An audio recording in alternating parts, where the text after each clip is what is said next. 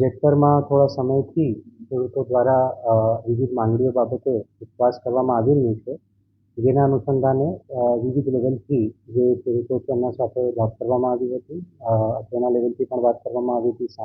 સામાજિક આગેવાનો દ્વારા પણ વાત કરવામાં આવી હતી અને જે રજૂઆતો છે ખેડૂતોની એ બાબતે સરકારશ્રીમાં રજૂઆત કરવામાં આવી હતી. સરકારશ્રીએ ખૂબ જ પોઝિટિવ વલણ રાખીને આજે એ રજૂઆતો સંદર્ભે એક પત્ર મને કરવામાં આવ્યો છે. એ પત્રની વિગત હું આપ બધાના સાથે શેર કરું છું. પત્રમાં મને જે સંબોધીને લખવામાં આવ્યું છે એમાં સરકારશ્રી દ્વારા કહેવામાં આવ્યું છે, મોરબી જિલ્લા ખેડૂત સમિતિ દ્વારા વીજળીના થાંભલા ખેતરમાં નાખવા સંદર્ભે ધરણા ચાલી રહ્યા છે. ખેડૂત સંબંધી સમિતિ દ્વારા માનનીય મુખ્યમંત્રીશ્રીને લેખિતમાં આપેલ માંગણીઓના આવેદન સંદર્ભે ખેડૂત સમિતિના સભ્યો અને આગેવાનો સાથે રાજ્ય સરકારની ઉચ્ચ સ્તરીય સમિતિના સદસ્યો સાથે ટેલિફોનિક તથા રૂબરૂ ચર્ચા ખેડૂત સમિતિના સભ્યો અને આગેવાનો સાથે થયેલ છે. વહીવટી તંત્રના વડા તરીકે આપે પણ ખેડૂત સમિતિઓની વિનંતી કરેલ છે. ખેડૂતોના વિશાળ હિતમાં રાજ્ય સરકાર રાજસ્થાન સહિત અન્ય સરકારની તુલનામાં ખુલ્લા મનથી નિર્ણય કરવા માંગે છે.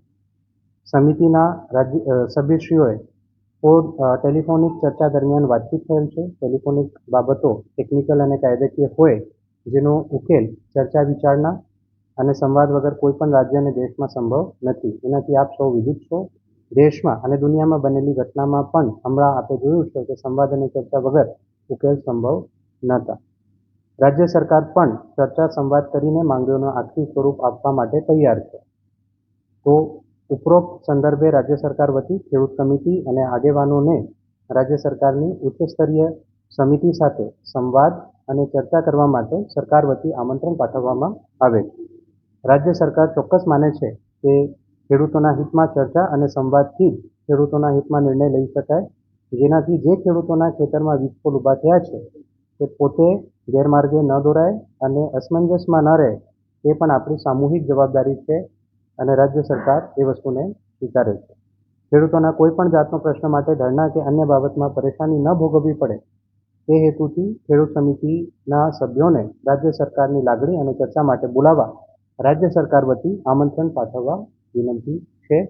તો આપ તમામ જે ખેડૂત મિત્રો છે એમને પણ હું રાજ્ય સરકાર શ્રી વતી આ જે આપની તમામ માંગણીઓ છે એના માટે ચર્ચા માટે આમંત્રિત કરું છું અને સરકારશ્રી આ તમામ મુદ્દાઓ બાબતે પોઝિટિવ છે એ બાબતમાં આ પત્રમાં પણ ઉલ્લેખ કર્યું છે. રાજસ્થાન સરકાર અને અન્ય સરકારોના પણ જે વિવિધ જીઆર છે આનું પણ ઉલ્લેખ સરકારશ્રીના આ પત્રમાં કરવામાં આવ્યું છે.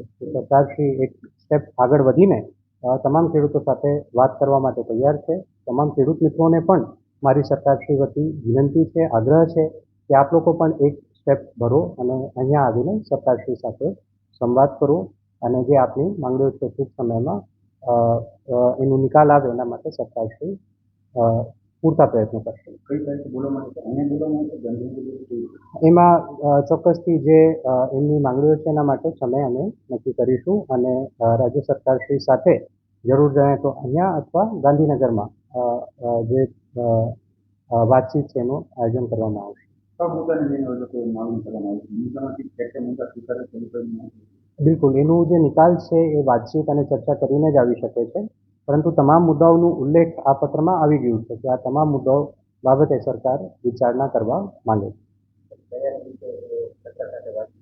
બિલકુલ, એ જે ખેડૂતો નું પણ સમય અમે જાણીશું અને સરકારશ્રીનું પણ સમય અમે જાણીશું અને જે પરસ્પર સહમતિનો સમય હોય એ સમયમાં ચર્ચા કરવા માટે સરકારશ્રી તૈયાર. બિલકુલ, જે આજે પત્ર મેં આપના સામે રજૂ કર્યું એ પત્ર અમારા પ્રતિનિધિ તરીકે એસડીએમસી મોરબી હાલ જઈને એ પત્ર તમામ ખેડૂતોને મારા વતી આપવાના છે અને એમને આમંત્રિત પણ આ જે ચર્ચા છે એના માટે કરવાના છે. અમે તો ઝડપથી પ્રશ્નનો ત્વરિત નિકાલ આવે એના માટે પ્રયત્નો કરી રહ્યા છે. સરકારશ્રી પણ એમાં એકદમ પોઝિટિવ છે, પરંતુ જેમ આપની સાથે મેં ચર્ચા કરી અને પત્રમાં પણ જેમ ઉલ્લેખ છે કે કોઈ પણ પ્રશ્નનો નિકાલ ઉકેલ ચર્ચાથી જ આવે છે. તો તમામ ખેડૂત મિત્રોને પણ મારી આપના વતી વિનંતી છે, આગ્રહ છે કે આપ તમામ ખેડૂત મિત્રો ચર્ચા માટે સરકારશ્રી પાસે.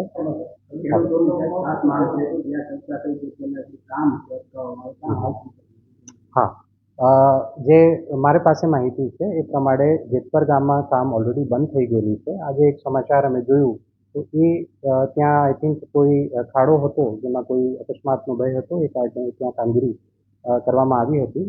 હાલ પૂરતું જેતપુર ગામમાં એ બાબતનું કામ બંધ છે.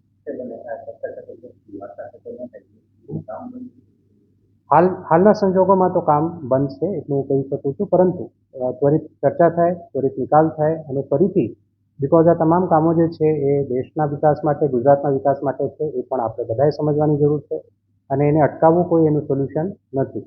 એ ખેડૂતોના હિત છે એને સમજીને સરકારે એક પગલું ભર્યું છે. તમામ ખેડૂતો પણ આમાં અમારી સાથે આવે અને પ્રશ્નનો નિકાલ કરે એવી આ બધા વતી મારી ખેડૂત મિત્રોને પણ વિનંતી છે. જે પણ કંપની દ્વારા કાર્યવાહી કે વળતર કે તમામ વસ્તુઓ કરવામાં આવે છે રાજ્ય સરકારશ્રીની સૂચનાઓ અને એના વિવિધ પરિપત્રો જીઆર પ્રમાણે કરવામાં આવે છે. તો જે પણ આ ચર્ચાના અંતે ફાઇનલ કરવામાં આવશે સૂચનો એના આધારે કામ કરવા માટે કંપની પણ બંધાયેલી છે અને એ પ્રમાણે કામગીરી કરવામાં આવશે.